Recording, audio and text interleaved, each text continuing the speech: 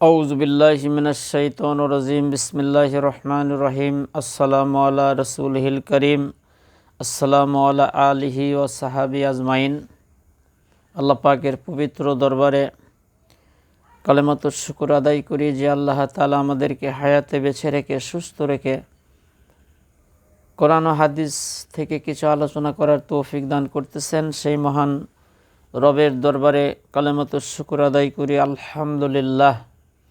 শতকোটি দরুদ ও সালাম নূরে মুজাসসাম সরকারে আলম আকিনাম তাজদারি মদিনা বিশ্ব মানবতার মুক্তির সনদ মজলুম মানুষের মুক্তির দিশারি সেই নবীর রওজা মোবারকে কলেজার সবটুকুন ভালোবাসা উজাড় করে দিয়ে অসংখ্য দরুদ ও সালাম সাল্লাল্লাহু আলাইহি সাল্লাম। এসব শুকরিয়া আদায় করার পর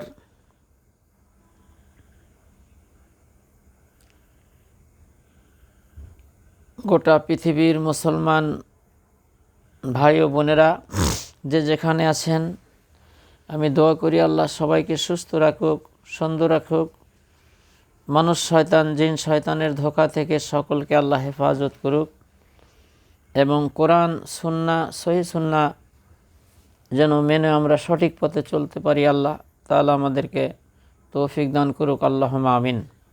আজকের আলোচনা হলো কোন কাজ না করলে কোটিবার চেষ্টা করলেও দেশে শান্তি হবে না, মানুষের কল্যাণ হবে না, মানুষ ন্যায্য অধিকার পাবে না। সেই কাজটা কি? আল্লাহ পাক যদি আমাকে তৌফিক দান করে ইনশাআল্লাহ কিছু আলোচনা করব। আমার তৌফিকি ইল্লা বিল্লাহ। প্রিয় মুসলমান ভাই ও বোনেরা, আল্লাহ রব্বুল আলামিন আমাদেরকে সৃষ্টি করেছেন। আল্লাহ হলো খালেক, আমরা হলাম মাকলুক। যে জিনিসটা যে সৃষ্টি করে বা বানায় তার উদ্দেশ্য জানে, সে কী করলে কি হবে, কোথায় কি করলে সে মেশিন চলবে, কোথায় তেল দিতে হবে, কোথায় মোবিল দিতে হবে, কোথায় পানি দিতে হবে।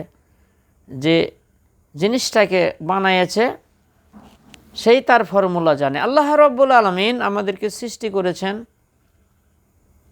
আমাদের সৃষ্টি করে ছেড়ে দেয় নাই, আমাদের জন্য গাইড বুক একটি জীবন বিধান দিয়েছে।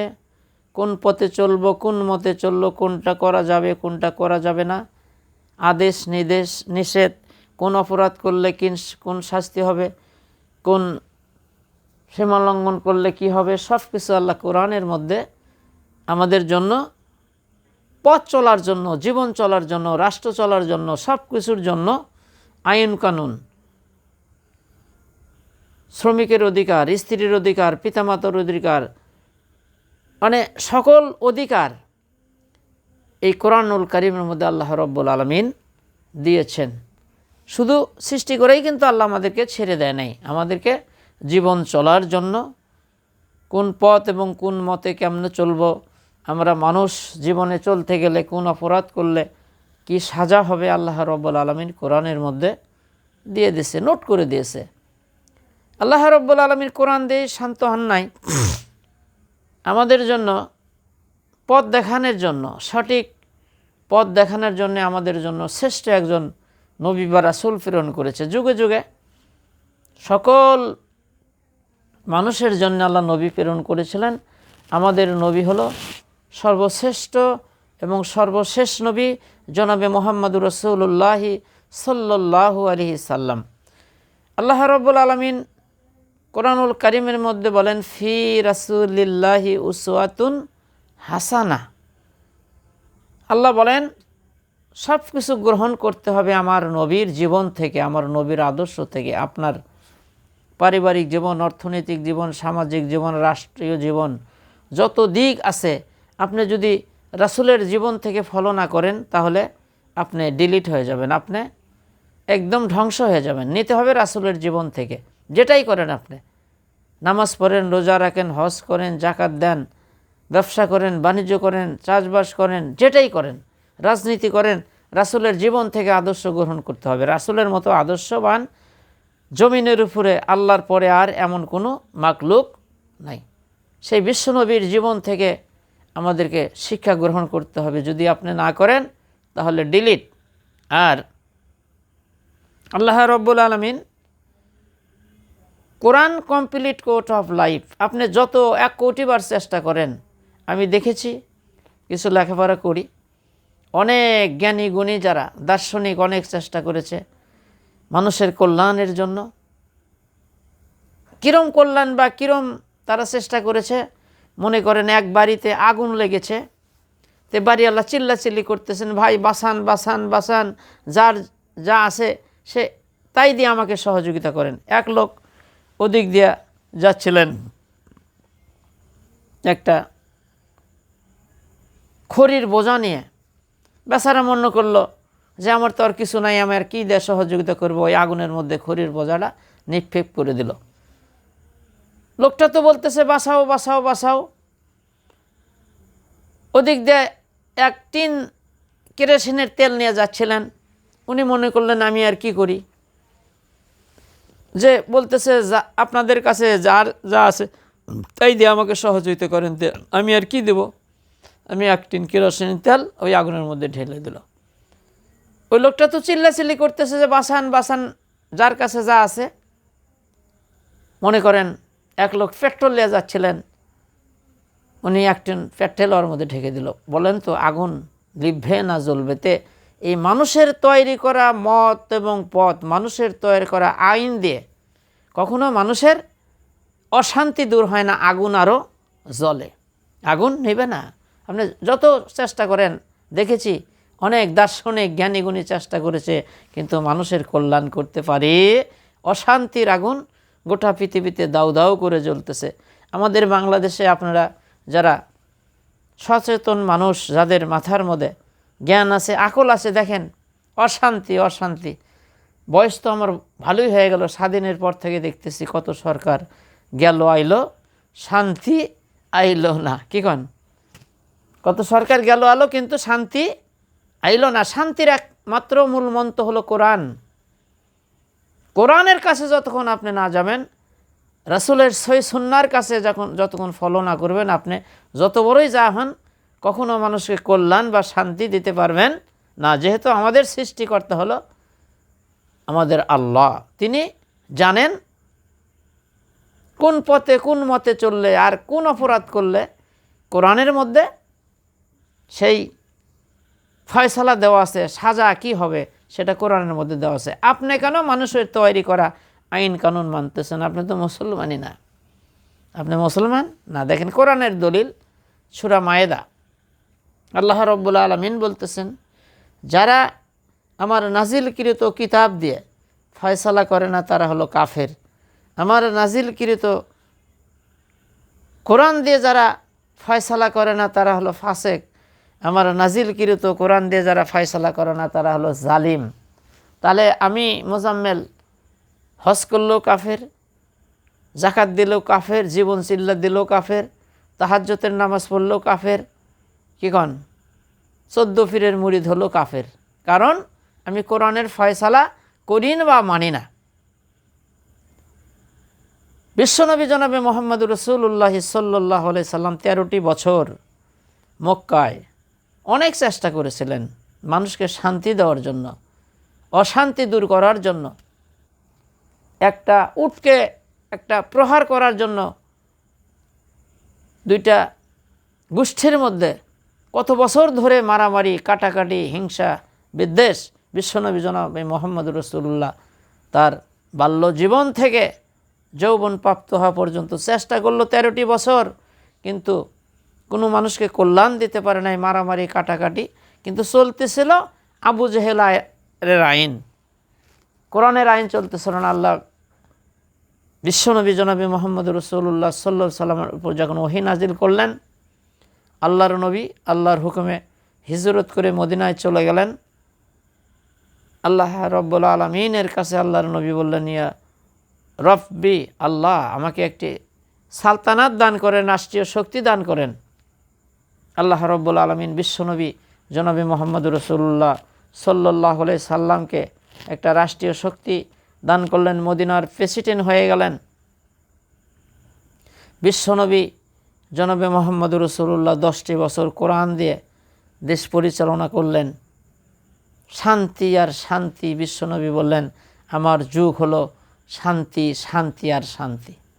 একটা যুবতী মহিলা আথের অন্ধকারে অমাবস্যার রাত্রিতে পথ চলবে, তার সিনার মধ্যে আল্লাহ ছাড়া আর কোনো ভয় থাকবে না। তারা জানতো যদি আমরা ধর্ষণ করি, জেনা করি, তাহলে যদি সাক্ষী প্রমাণে আমি ধরা পড়া যাই তাহলে আমাকে এই যে বুক পর্যন্ত মাটির মধ্যে গেড়ে দিয়ে চতুর্দিক থেকে পাথর মেরে আমাকে ছন্নছাড় করে দেবে। এটা হলো কোরআনের আইন।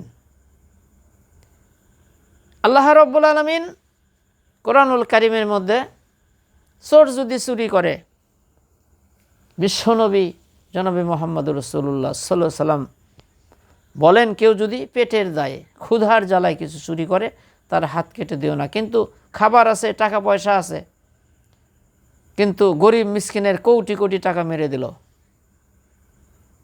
সাক্ষী প্রমাণ হয়ে গেলে তাদের হাত কেটে দেন।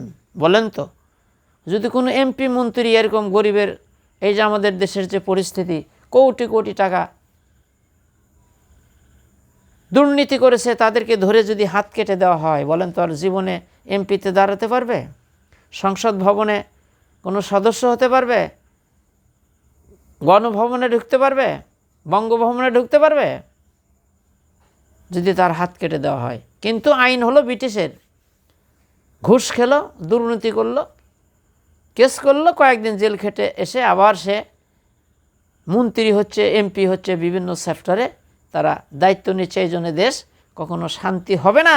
আর আল্লাহ রাব্বুল আলামিন বলছেন, চোর যদি চুরি করে, পেটে ক্ষুধা নাই, টাকা পয়সা আছে, সব কিছু আছে, তারপরে যদি পেশা হিসাবে দুর্নীতি করে, চুরি করে, তাহলে সাক্ষ্য প্রমাণ হয়ে গেলে তার হাত কেটে দাও, দেবালকে হাত কেটে দাও।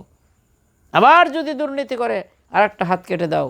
তার সাথে কেউ সম্পর্ক রেখো না, বিয়ে শাদি দিও না, এমনি দুর্নীতিকারী চোর ডাকাত কমে যাবে। আর ব্রিটিশের আইন হলো, চোর যদি চুরি করে, পুলিশ ধরে নিয়ে যায়, চালান দিল, জেল হলো হয়তো 1 বছর, 2 বছর, 5 বছর। উনি জেলের মধ্যে থেকে অনেকের সাথে তার দেখা সাক্ষাৎ হয়ে গেল, গল্প করতেছে, ভাই কী করছিল? ভাই কইস না, গরু চুরি করছিলাম। এর বোকা, গরু চুরি? আমি তো মানুষ খুন করছিলাম, ডাকাতি করছিলাম, আমার সাথে থাক, মানুষ কেমনে খুন করতে হয় শিখাই দেব। গেছিল গরু চোর হয়ে, আসলো ডাকাত হয়ে মানুষ খুন করা শিখে আসলো। এটা হলো ব্রিটিশের আইন। আর আল্লাহ বলতেছে কি, চোর যদি চুরি করে, সাক্ষ্য প্রমাণ হয়ে গেলে তার হাত কেটে দাও। আর কেউ যদি কাউকে ধর্ষণ করে, সাক্ষ্য প্রমাণ হয়ে গেলে বুক পর্যন্ত মাটির নিচে গেড়ে দাও, চতুর্দিক থেকে পাথর নিক্ষেপ করো, ওকে একদম মাটির সাথে মিশিয়ে দাও। তাহলে ধর্ষণের কথা শুনলে যুবক 14 গ্লাস পানি খাবে আগে। সেই আইন কি আমাদের দেশে আছে? প্রিয় বর্তমানে প্রেক্ষাপটে ছাত্র বাবাজিরা, আমার স্নেহের মায়েরা, তোমরা যে চেষ্টা করতেছো, তোমাদের চেষ্টা অত্যন্ত ভালো, আমি সাপোর্ট করি। কিন্তু তোমাদের আরও কিছু কাজ করতে হবে। তোমাদের সব কিছু নিতে হবে কোরআন থেকে। নিয়ে দেখো, একটা বার চেষ্টা করে দেখো, দেশ জান্নাতে পরিণত হয়ে যাবে। আর ব্রিটিশের আইন হলো, দেখতেছি ধর্ষণ করলো, চুরি করলো, ডাকাতি করলো, ঘুষ খেলো, জেলখানাত গেল, বের হয়ে চলে আসলো। কি বলেন? অনেক নেতা নেত্রী আমরা দেখেছি, অনেক দুর্নীতি করেছে, তাদের কোনো বিচার হয় নাই। আল্লাহ কোরআন বলতেছে, কেউ যদি চুরি করে তার হাত কেটে দাও। দেখেন, চোর ডাকাত এমনি কমে যাবে। আর মানুষের তৈরি করা আইন দিয়ে, মানুষের চিন্তাধারা দিয়ে কখনো মানুষের কল্যাণ হতে পারে না। আমাদের সৃষ্টিকর্তা হলো আমাদের রব, আমাদের আল্লাহ। তিনি আমাদেরকে বানিয়েছেন। আমরা কি করলে কি হবে, কোন পথে চললে, কোন মতে চললে আমাদের শান্তি হবে, আমরা কল্যাণ পাব, আল্লাহ তো জানে।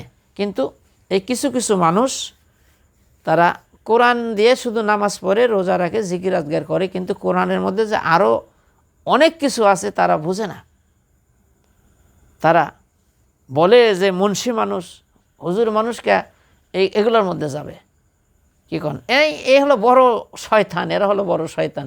বিশ্বনবী জনাবে মোহাম্মদ রসুল্লাহ সাল্লাল্লাহু আলাইহি সাল্লাম, তিনি রাষ্ট্র চালালেন কোরআন দিয়া, দেশ চালালেন কোরআন দিয়া, রাজনীতি করলেন, তিনি যুদ্ধ করলেন, সেনাপতির দায়িত্ব করলেন, আর এই টুন্ডার গোষ্ঠী লেখাপড়া জানে না, তারা কয় যে ভালো মানুষ কেন এগুলা করবি?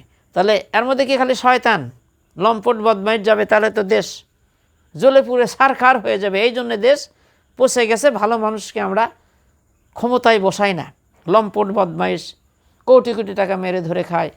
আল্লাহর জাতের কসম করে বলতে পারি, বিশ্বনবী জনাবে মোহাম্মদ রসুল্লাহ সাল্লাল্লাহু আলাইহি সাল্লাম বলেন, মান তাশাব্বা বিকওমিন ফাহুয়া মিনহুম ওয়াহুল বুখারী, যে জাতি যে জাতিকে অনুসরণ করবে, ভালোবাসবে, মহব্বত রাখবে, তার সাথে তার হাসর হবে। বলেন আপনি এমন একটা লোককে বন্ধু বানাইছেন, এমন একটা লোকের সাথে রাজনীতি করেন, এমন একটা লোককে ভালোবাসেন যে মন্ত্রী এমপি হয়ে কোটি কোটি টাকা গরিব মিসকিনের আত্মসাৎ করেছে, মেরে খেয়েছে, কিয়ামতের ময়দানে ওরকম একটা দুর্নীতিবাজের সাথে যদি আপনাকে তোলে, আপনি 1 কোটি বার হজ করতে পারেন, আপনি জীবন চিল্লা দিতে পারেন, আপনি নামাজ পড়তে পড়তে কপাল ক্ষয় করে ফেলে দিতে পারেন, আল্লাহর জাতের কসম কোশ্চিনকালে আপনি জান্নাতের ঘেরান দেখবেন না। যত অপরাধ করছে, যতগুলো মেরে ধরে খেয়েছে, অর্ধেক আপনার আমলনামার মধ্যে ফ্যাক্সিলিউট হয়ে যাবে। কেউ যদি ভালো কাজে সহযোগিতা করে সে তার যাজা পাবে, কেউ যদি মন্দ কাজে সহযোগিতা করে সে তার যাজা পাবে। আমরা মনে করছি ধর্ম আর রাজনীতি এক না, কিছু নামাজ কালাম এগুলো আমরা মনে করছি ধর্ম, আর যত করব আমরা সব মানুষের তৈরি করা আইন ও কানুন। আমার অনেক আলোচনা আছে, আমি যে কথাটা বুঝাইতেছি প্রিয় দেশবাসী এবং দেশের বাহির থেকে যারা আমার চ্যানেলটি দেখতেছেন, শুনতেছেন, এবং যারা কোঠা আন্দোলনের মহানায়ক নাহিদ ইসলাম সহ নূর আরও যারা নেতৃত্ব দিয়েছেন এবং যারা এই আন্দোলনে শরিক হয়েছেন, যারা জীবন দিয়েছেন, বুকের তাজা রক্ত দিয়ে দুঃশাসন থেকে এই জাতিকে আল্লাহর মেহেরবানিতে মুক্ত করেছেন, আমি শহীদের জন্য দোয়া করি আল্লাহ তাদেরকে জান্নাতের উচ্চ মকাম দান করুক, শ্রেষ্ঠ মাকাম দান করুক। যাদের পিতামাতার বুক খালি হয়েছে আল্লাহ পাক তাদের ধৈর্য ধরার তৌফিক দান করুক। তোমাদের আরও সামনের দিকে এগিয়ে যেতে হবে। মানুষের তৈরি করা আইন ও কানুন দিয়ে কখনো মানুষের কল্যাণ হতে পারে না। আরও কথা হলো, কোনো খারাপ মানুষকে এমপি মন্ত্রীতে দাঁড়াতে দেওয়া যাবে না। সংসদ ভবনে ভালো ভালো মানুষগুলোকে ওখানে সেট করতে হবে, সেটা ছাত্রর মধ্যে হোক, যে দলের মধ্যে থেকেই হোক, ভালো মানুষদের সেট করতে হবে, জ্ঞানী গুণী যারা। এই যে আমি এই নাহিদ ইসলাম এবং নূর আরও অনেকেরই আমি বক্তব্যগুলো শুনতেছি, এরকম সুন্দর কথা আমি কোনো নেতার মুখ থেকে কোনো দিনও শুনি নাই। আর তাদের যে পদক্ষেপ খুব আমার ভালো লাগতেছে। আমি দোয়া করি আল্লাহ তাদের হায়াতে তৈবা দান করুক এবং তাদের মাথার মধ্যে সুবুদ্ধি দিক আল্লাহ। ওমর এবং আবু বকরের মতো যেন তারা ন্যায় নিষ্ঠাবান হতে পারে, আল্লাহ পাক তাদের তৌফিক দান করুক। কিন্তু আমাদের অনেক ভেজাল আছে, অনেক ভেজাল, দেশে পচে গেছে দেশ। এমন কোনো চ্যাপ্টার নাই সরকারি যেগুলা সেনাবাহিনীর থেকে শুরু করে পুলিশ বাহিনী, যত দিক আছে ঘুষ আর ঘুষ। একটা সেনাবাহিনীর চাকরি নিতে এই কারা যে ঘুষগুলো খায়, মনে করছিলাম এই চ্যাপ্টারগুলো ভালো। 15 লক্ষ 12 লক্ষ, পুলিশ বাহিনীতে বিভিন্ন বড় উঁচা পদে 30-40 লক্ষ টাকা পর্যন্ত ঘুষ দিয়ে তারা চাকরি নেয়। নাউজুবিল্লাহি মিন জালিক। এই দেশ কেমনে ভালো হবে? বিভিন্ন অঙ্গনে টেন্ডারবাজি, তাজাবাজি, বড় বড় শহরে বিভিন্ন এলাকা আছে, ওখানে বড় বড় কিখন নেতা আছে, বড় বড় চামচা আছে, তারা ওই যে টেন্ডারবাজি করে, চাঁদাবাজি করে, আরও অনেক রকম কথা। এগুলোকে চিরুনি অভিযান করতে হবে বিভিন্ন চ্যাপ্টারে। কোথায় যাবেন আপনি? প্রিয় পুলিশ যারা আছেন সবাই খারাপ না, এর মধ্যে ভালো মন্দ আছে, এবং আমি সকলকে বলবো যে পুলিশদেরকে কখনো দলীয়করণ করা যাবে না, আর তাদেরকে দলীয়করণ হিসেবে ব্যবহার করা যাবে না। আমি দেখেছি গাঁজা, মদ, হিরোইন বিক্রি করতেছে, বা দুর্নীতি করতেছে, চুরি ডাকাতি করতেছে, থানাত কন্ট্যাক্ট করা আছে যে মাসে মাসে এত টাকা দিতে হবে। বলেন তো তাহলে এই দেশ কেমনে ভালো হয়? এগুলোকে বন্ধ করে দিতে হবে। প্রতি থানায় থানায় এই যে কোঠা আন্দোলনের ছাত্ররা যারা আছেন, বেছে বেছে সুন্দর করে একটা ইউনিট তৈরি করতে হবে তোমাদেরকে। গোটা থানা তোমরা সিআইডি হিসাবে পরিদর্শন করবে, কোথায় কি হয়, গোয়েন্দা বিভাগ হিসাবে তোমরা কাজ করবে। এই সরকারের পক্ষ থেকে তাদেরকে বেছে বেছে সরকারি চাকরি দিতে হবে। তাদের দায়িত্ব হলো গোটা একটা করে থানাকে দেখাশোনা করা, তাদের পাওয়ার থাকবে। তারা কোথায় দুর্নীতি হয়, কোথায় ধর্ষণ হয়, কোথায় মাদক বিক্রি হয়, কোথায় জুয়া হয়, কোথায় মানে দুর্নীতি বলতে যা বোঝায়, তারা সিআইডি হিসেবে কাজ করবে। তাহলে দেখবেন দেশ ভালো হয়ে যাবে ইনশাআল্লাহ, আমি বলতেছি। তাছাড়া আপনি হাজার চেষ্টা করলে কখনো মানুষের কল্যাণ এবং শান্তি হবে না। বিচারগুলো করতে হবে কোরআন দিয়ে। দেখেন, একটা বার করে দেখেন, একটা বার কোরআনের শাসন করে দেখেন, বিচার করে দেখেন, এই দুর্নীতিবাজ ইন্দুরের খুনও পাবে না পালানোর জন্য, কোনো দুর্নীতিবাজ থাকবে না দেশের মধ্যে।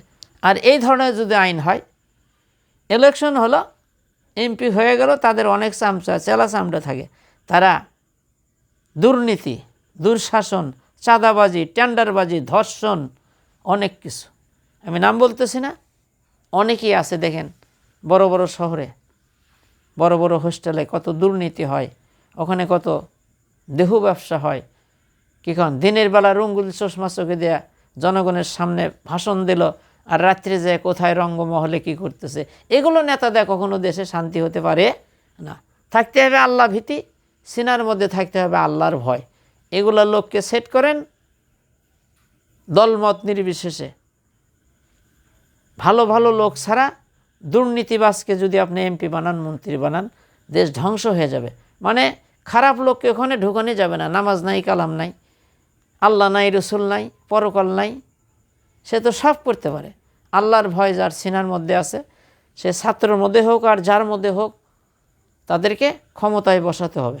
তাহলেই দেখবেন দেশ ঠান্ডা হয়ে যাবে, শান্তি হয়ে যাবে। আর তোমাদেরকে একটা কাজ করতে হবে, যাকাত আদায় করতে হবে। এটা কোরআনের কথা। আল্লাহ রাব্বুল আলামিন বলেন, মুসলমান যখন ক্ষমতায় যাবে তাদের কাজ হলো চারটা। আকিমুস সালাত ওয়া আতুজ যাকাত, সূরা হজ 41 নম্বর আয়াত। তারা নামাজ প্রতিষ্ঠিত করবে। অনুরোধ করা হবে না যে ভাইজান নামাজ পড়েন, দোস্ত বুজুর্গ আসেন। অর্ডার করা হবে নামাজ পড়তে হবে, হুকুম।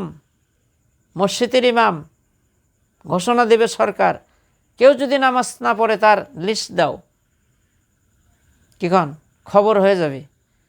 মামু মামু করা লাগবো, নামাজ পড়েন, দোস্ত বুজুর্গ ইমান ও আমলের কথা বলবো। এই দায়িত্ব হলো সরকারের। 2 নম্বর কাজ হলো যাকাত আদায় করবে।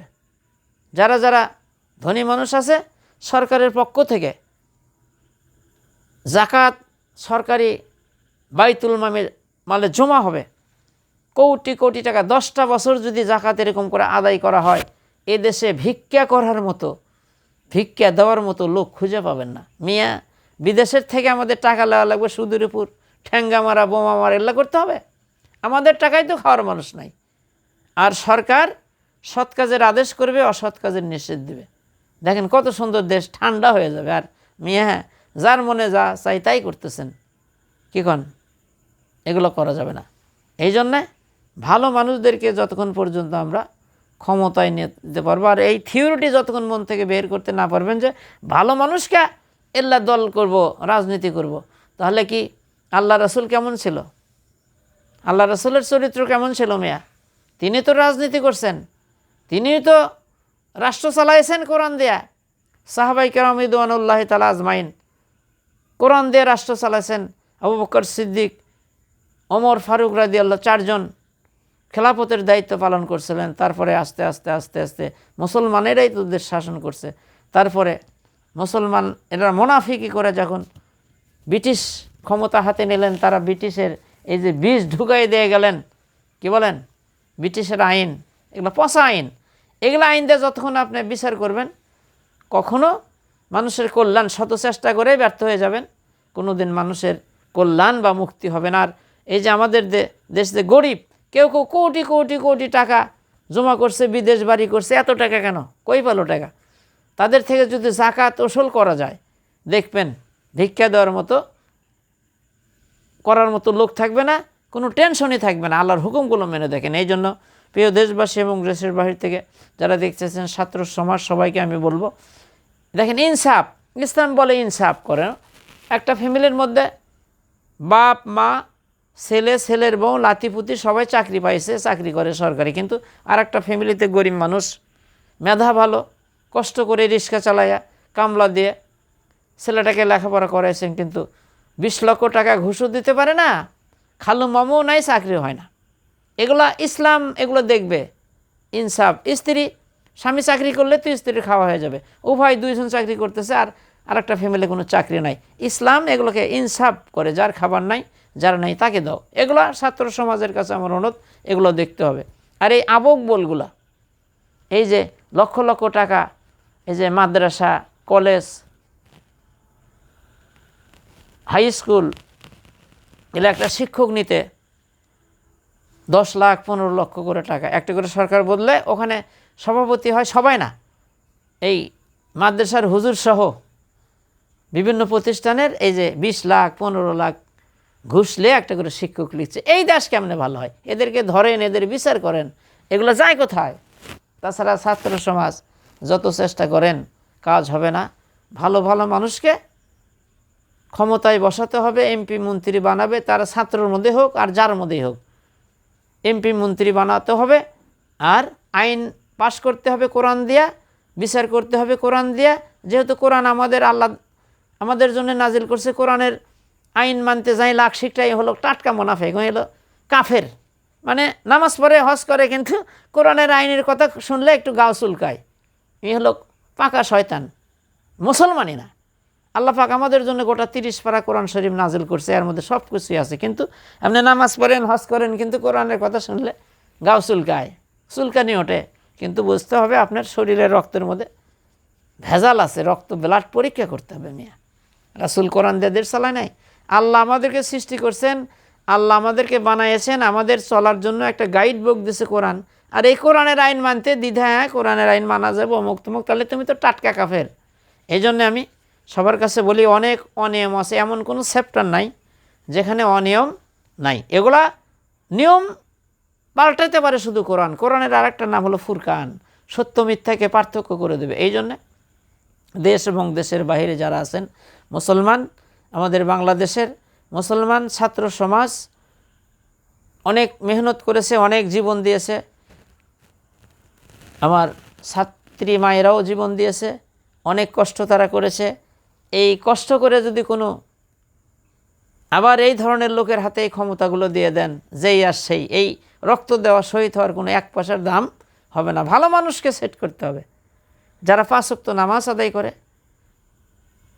যারা আল্লাহকে ভয় করে, আল্লাহ ভীতি আছে, রাসূলের সুন্নত তরিকা মেনে চলে, তাদেরকে সেট করতে হবে।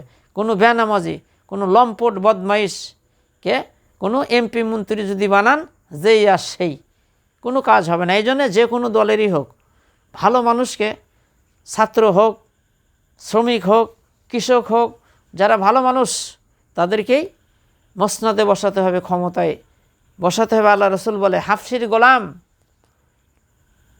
চাকর, গোলাম, সেও যদি তার ভিতরে আল্লাহর ভয় থাকে, তাকে তোমরা নেতা হিসেবে মানো। এই জন্যে আসেন, সময় নষ্ট করে কোনো কাম হবে না। যতই লাফালাফি করেন আর যতই ঝাপাঝাপি করেন, যতই গোলা ফাটান, কোরআন এবং রাসূলের সুন্নাহর দিকে যতক্ষণ ফলো না করবেন, শান্তি দেওয়ার মতো কোনো প্লেয়ার দেশে নেই। কারণ রাসূলও পারে নাই, কারণ রাসূল কোরআন ছাড়া যতদিন চেষ্টা করছে কোনো শান্তি দিতে পারে নাই। খানায় কাবার মধ্যে 360টা মূর্তি ঢোকাইছিল। আর রাসূল যখন ক্ষমতা পেলেন, কোরআন নাজিল হলো, রাষ্ট্রনায়ক হয়ে গেলেন, মূর্তিগুলো ভেঙে চুরমার করে দিল। আর আমার বুঝে আসে না, আমরা মুসলমান মূর্তি কেন বানাবো? মূর্তি বানাবে যারা বেধর্মী হিন্দু, তারা মূর্তি পূজা করুক, আমাদের কোনো সমস্যা নাই। এদেশের সরকার তাদেরকে পাহারা দেবে, কিন্তু আমরা কে মরে মরে মূর্তি ভাস্কর এগুলো বানাবো? এই যে আবু সাঈদের পিতামাতা, তাদের বোন মূর্খ হলে তারা বলতেছে আমার ভাই 5 ওয়াক্ত সালাত আদায় করেছে, আমার ভাই শহীদ হয়ে গেছে, আমি চাই না যে আমার ভাইয়ের ভাস্কর মূর্তি তৈরি হোক, ছবি তৈরি হোক। আমার ভাই এর জন্য স্কুল কলেজ থাকবে, ওখানে স্বর্ণ করে নাম লেখা থাকবে। দেখেন কত সুন্দর থিওরিটি। আর দেখেন আমরা কি করতেছি, মরে মরে মূর্তি, ছবি থাকলে তো সেখানে রহমতের ফেরেশতাই ঘিসে না, তাহলে আপনি শান্তি হবে কেমনে? কোনো ছবি রাখা যাবে না কোনো প্রতিষ্ঠানে। যারা ভালো নেতা নেত্রী, সমাজের জন্য মানুষের জন্য যদি কল্যাণ করে থাকে, তাদের নাম স্বর্ণ অক্ষরে লেখা থাকবে। কিন্তু ছবি কেন? টাকার সাথে ঘরের মধ্যে ছবি রাখা যাবে না। রাসূল বলছে 3 কারণে রহমতের ফেরেশতা ঘেঁষে না, যদি কোনো সূরাতের ছবি থাকে। তাহলে রহমতই তো নাই, আপনি মানুষের কল্যাণ করবেন কেমনে? মাদ্রাসার হুজুরের মাথার উপর ছবি, মনে কিছু নেন না, আমি দলবল নির্বিশেষে আমি হাদিস থেকে কথা বলতেছি। এগুলা ছাত্র সমাজের কাছে আমার অনুরোধ থাকবে, একদম হাদিস কোরআন পড়ে দেখেন, একদম রাসূল এগুলাকে বিরোধিতা করেছে। তা আপনি রাসূলের যদি উম্মত হন, এগুলো ছবি কেন টাঙ্গাবেন? এগুলো কই থেকে পেয়েছেন আপনারা? এগুলো একদম ডিলিট করে দেন। যারা দেশ এবং দেশের জন্য কাজ করতেছে, মানুষ এমনি তার জন্য দোয়া করবে, ছবি থাকা লাগবে না, মানুষের অন্তরের মধ্যে কথা থাকবে তার নাম। আর তুমি সন্ত্রাসী করে, মানুষ মারা, মানুষের অকল্যাণ করে, ঘুষ খাইয়া মানুষকে মারে ফেল দেয়া, তুমি যদি ছবিকা যতই যাই টাঙ্গাও, মানুষ তোমার ওই ছবি লাথি মারবে। কি কন? দেখলাম তো আমি, দলমত নির্বিশেষে আমি কারো দালালি করতেছি না। আপনারা দেখছেন ফেসবুকে অনেক অনেক কার ছবি আমি তার নাম করতেছে, ছবির উপর পেশাব করে দিচ্ছে, নাউজুবিল্লাহি মিন যালিক। তাহলে আমরা মানুষের কি খেদমত করছি, কি বেজ্জতি করতেছে? তাহলে এগুলো কি কথা? এগুলো করা যাবে না, এগুলো রাসূল বিরোধী। মূর্তি বানাবে যারা বেধর্মী, আমরা মুসলমান, আমরা কেন মূর্তি বানাবো? রাসূলকে জিজ্ঞাসা করা হলো, ইয়া রাসূলুল্লাহ, আপনি দুনিয়ার বুকে কেন আসছেন? রাসূল বলল, আমি মূর্তিগুলোকে ভাঙ্গার জন্য, ধ্বংস করার জন্য, এবং ঢোল তবল যন্ত্রপাতি এগুলোকে আমি ভাঙ্গার জন্য পৃথিবীর বুকে এসেছি। গান বাজনা অশ্লীল এগুলো চলবে না। আর আমাদের কোঠা আন্দোলনের মহানায়ক নাহিদ সহ, নূর সহ আরও যারা আছেন, আপনারা 5 ওয়াক্ত সালাত আদায় করবেন, আর মেয়ে ছেলেটা পর্দা করে চলবেন। কোনো নাচ গান, কোনো বেপরদা এগুলো চলবে না, তাহলে দেশে শান্তি হতে পারে না। মানে ইসলাম যা বলে, কোরআন যা বলে, সেই অনুযায়ী আমাকে চলতে হবে। কারো কথা তো শোনা যাবে না। কোরআন কমপ্লিট কোড অফ লাইফ, সব কিছু আছে কোরআনের মধ্যে। আর ফি রাসূলিল্লাহি উসওয়াতুন হাসানা, রাসূলের জীবন থেকে আমাদের আদর্শ গ্রহণ করতে হবে। কোনো কার্ল মার্কস, লেনিন, কোন নেতা, কোন খেতা থেকে আমরা আদর্শ গ্রহণ করব না। আদর্শ গ্রহণ করব ফি রাসূলিল্লাহি উসওয়াতুন হাসানা। আমার সব কিছু, আমার পারিবারিক জীবন, রান্নাঘর থেকে শুরু করে যত কাজ আছে, একবার সংসদ ভবন পর্যন্ত রাসূলের জীবন থেকে আমাদের আদর্শ গ্রহণ করে দেখেন, আর কোরআন ফলো করেন, কোরআন দিয়ে বিচার করে দেখেন, আমার ছাত্র সমাজ দেখেন দেশ জান্নাতে পরিণত হয়ে যাবে। তাছাড়া বাবা যত চেষ্টাই করেন আর যত নেতাই নিয়ে আসেন আর যাই কিছু করেন, কোনো কল্যাণ হবে না। ওই আনাকুম আর জানাকুম। আর কোরআন দিয়ে শাসন করে দেখেন, নবীর সুন্নাহ মোতাবেক দেশ চালায় দেখেন, শান্তি আর শান্তি। কারো কাছে টাকা ধার দেওয়া লাগবে না, কোনো ঋণ থাকবে না। যারা ধনী মানুষ তাদের থেকে যদি হিসাব করে সরকার যাকাত আদায় করে, আল্লাহর জাতের কসম 10 বছর পর দেখবেন ভিক্ষা করার মতো কোনো লোক পাবেন না। আপনি যে দান করবেন টাকা, এই দান করারও একটা ফকিরও খুঁজে পাবেন না। কারণ হলো ইসলাম এমন একটা জিনিস, ইসলাম বলে যে কেউ সাততলা আর কেউ গাছতলা, ইসলাম এটা পছন্দ করে না। ধনীদের মালের মধ্যে গরিবের হক আছে, আল্লাহ কোরআনে বলতেছে। এটা কিন্তু হক। এই জাকাতগুলা সরকার যদি আদায় করে, গরিব মানুষ দেখে দেখে যদি তাদেরকে একটা কর্মসংস্থার ব্যবস্থা করে দেয়, দেখবেন ফকির গরিব পাওয়া যাবে না। কিন্তু কোটি কোটি টাকা মারিয়া ধরে খাইয়া, মানে 10টা বাড়ি করছে, বিদেশ বাড়ি করছে, টাকা তো ইসলাম এটা না। এদেরকে ধরেন যারা দুর্নীতি করেছেন, কোরআন দিয়ে বিচার করেন, দেখেন দেশ ঠান্ডা হয়ে যাবে। আল্লাহ রাব্বুল আলামিন আমাদেরকে তৌফিক দান করুক। আসসালামু আলাইকুম ওয়া রাহমাতুল্লাহ।